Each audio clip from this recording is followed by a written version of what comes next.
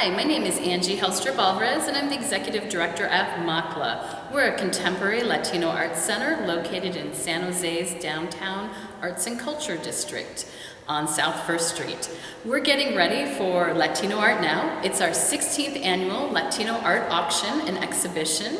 I hope you'll come down and join us on Saturday, April 26th, beginning at 6 p.m. for our live auction and our big fundraiser of the year.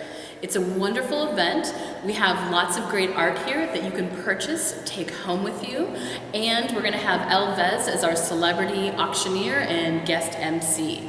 The auction helps support MACLA's programs where we serve over 30,000 people each year, and we have programs here in our gallery, our visual arts exhibitions, our performance programs, and also our Youth Arts Academy where youth learn how to create videos, music, and other forms of digital media.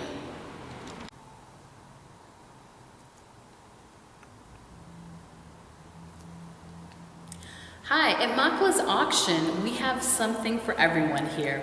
We have art that ranges from paintings, sculptures, prints, photography, assemblage pieces, as well as various price points. So if you're a first-time art collector and want to buy art, or if you're an art collector that has many great pieces and perhaps want to spend a little more money, we also have that here for you at MACLA too.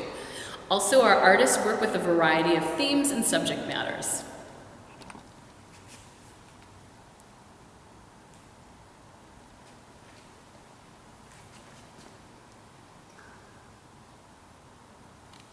My name is Todd Hosfelt.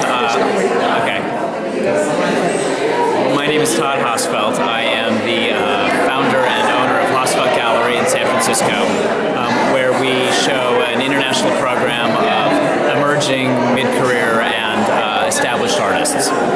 So we show work in all media. We show paintings, photography, sculpture, installation,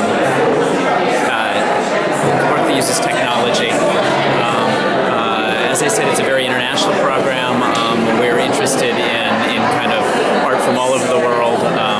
We also promote the work internationally, so we go to art fairs all over the world and work with museums all over the world to get the artists that we represent into the collections of those museums. I wanted to welcome Todd Hosfelt, who was rushing in this weather to come here. So Todd, thank you for joining us. It was probably 2 hours or 2 hours and a half. It was only more than 2 hours. That's okay. We're glad you're here.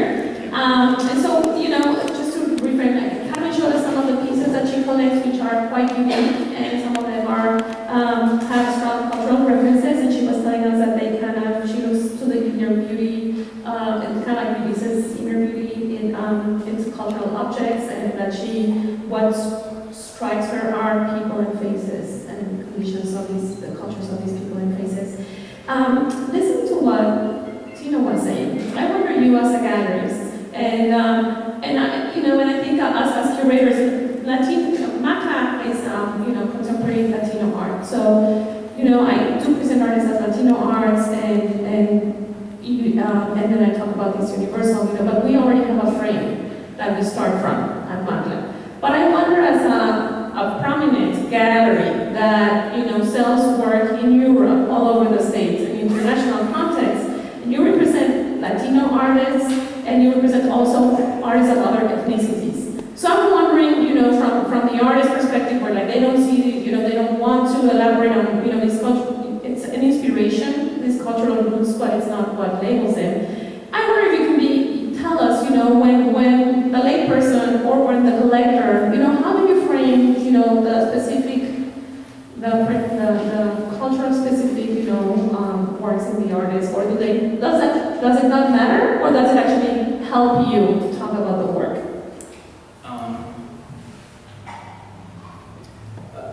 So a specific cultural kind of place that some artwork is coming from isn't so important to me. An artist ethnicity or any of that.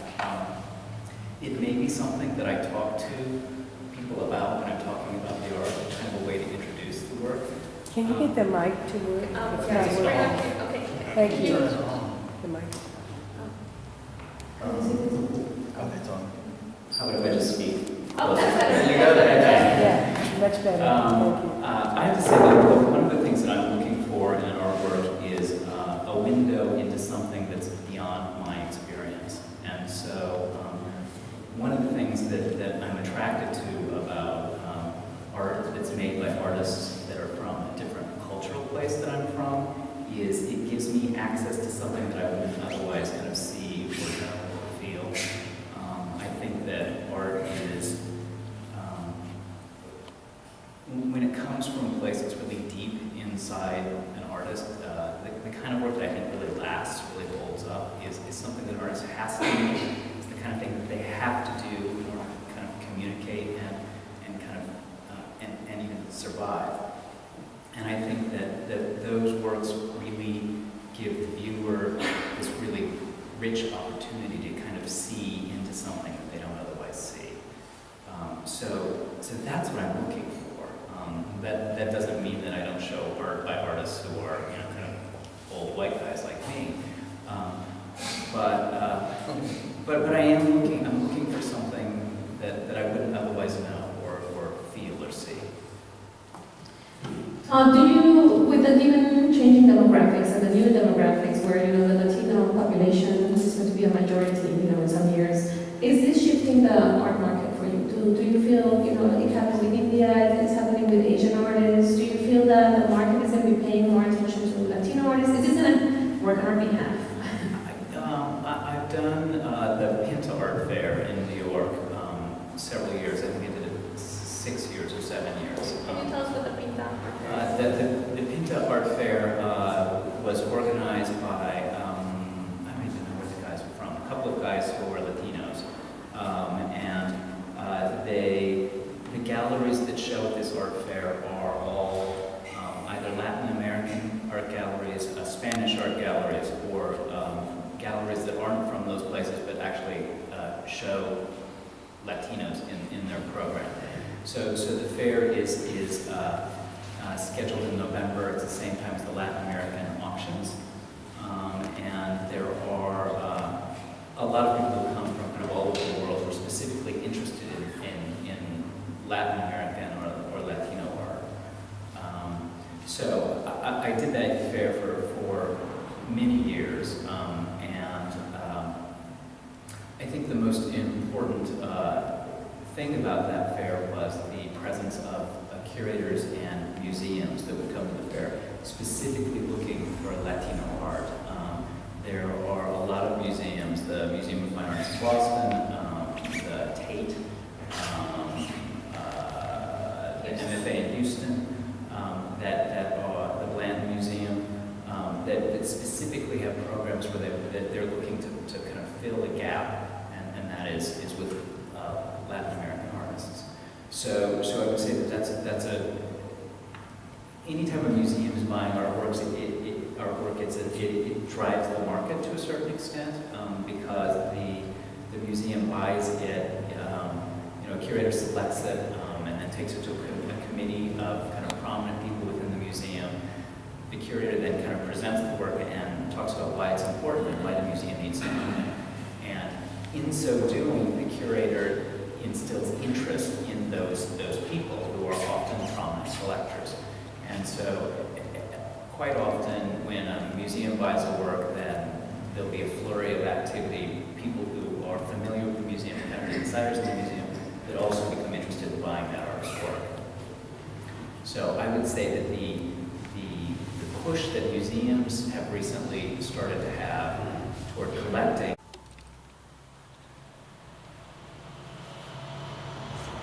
One of the pieces that you can buy at MACLA's auction is this piece by local artist Sam Rodriguez. Sam is a San Jose native, and he's grown up here in our community, first starting with graffiti art, and now has morphed into doing public art. He also is a designer and does amazing fine art pieces like this particular piece. This piece was inspired by looking at issues of mixed identity and talking about also how do we deconstruct the portrait and how do we represent one's identity when we might be of mixed race or heritage. This piece by Sam is a great addition to anyone's collection, and if you want to invest in a San Jose artist who's doing amazing work and has a great artistic career ahead of him, then you definitely want to buy this piece by Sam Rodriguez.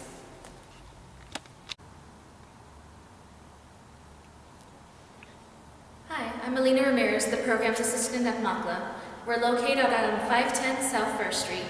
I'm currently standing in our gallery with our current exhibition, Latino Art Now, MACLA's 16th Annual Latino Art Auction.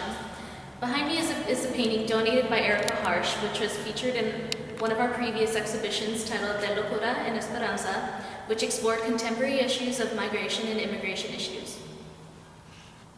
This piece explores the cyclical nature of war and currency and how that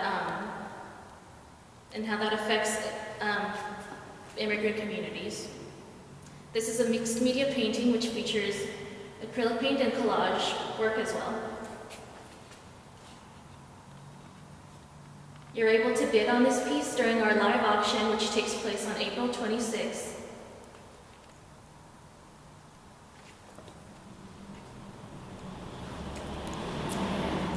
This was a piece donated by Victor Cartagena, renowned printmaker. Victor's work explores his complex relationship with women.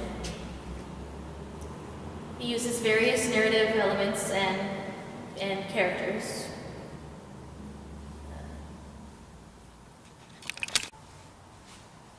Hi, I'm Melina. At Latino Art Now, you'll get the chance to view a variety of Latino art. One such piece is by Viviana Viva Paredes, a glass artist based out of San Francisco, California. This piece was part of a larger installation titled Divine Energy from our previous exhibition, Maíz y Más, From Mother to Monster, which explored the various roles of maíz throughout Mesoamerican culture. Here, throughout this installation, Viva hand-blew glass vessels made to resemble corn in order to preserve the purity of the variety of pre-Columbian corn.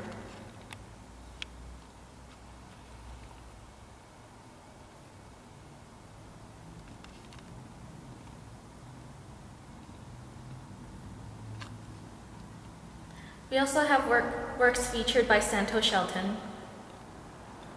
In these works, he explores the cosmos, and these pieces are his interpretation of what it would be like to travel throughout space.